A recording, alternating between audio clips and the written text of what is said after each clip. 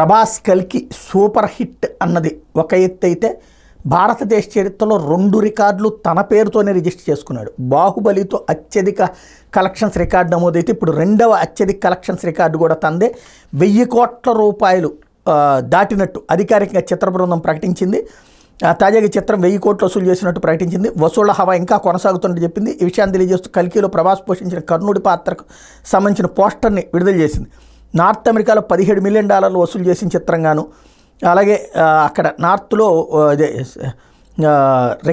బాహుబలి రికార్డును కూడా బద్దలు కొట్టింది. ఇక దక్షిణాది కథానాయకుల్లో 1000 కోట్లకు పైగా వసూళ్ళని 2 సార్లు రాబట్టిన తొలి హీరోగా ప్రభాస్ రికార్డు అన్నటువంటి ఇక్కడ కీలకం. గతంలో రాజమౌళి దర్శకత్వంలో నటించిన బాహుబలి ది కంక్లూజన్ ఏకంగా 1800 కోట్ల రూపాయలు వసూలు చేస్తే, ఇప్పుడు భారతదేశం నుంచి రికార్డు సాధించిన 7వ చిత్రంగా కల్కి నిలబడింది. ట్రేడ్ వర్గాలు ఈ విషయాన్ని స్పష్టం చేస్తున్నాయి.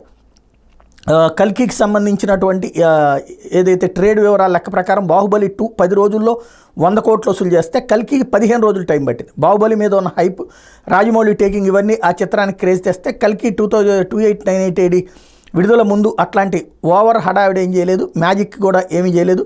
ప్రభాస్, అమితాబ్, కమల్ హాసన్, దీపికా పదుకొనే ఉన్నారన్నటువంటి బలం అన్నదే మెయిన్.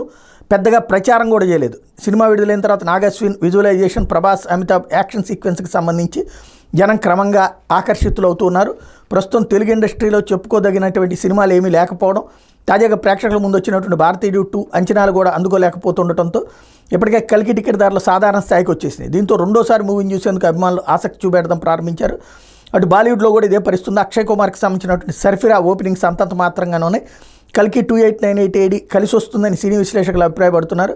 ఈ ట్రెండ్ ఎట్లాగే కొనసాగితే మరో 100-200 కోట్లు కల్కి సులభంగా రాబట్టేటటువంటి అవకాశం ఉంది. దీంతో ఇప్పుడు పండగ చేసుకుంటున్నారు.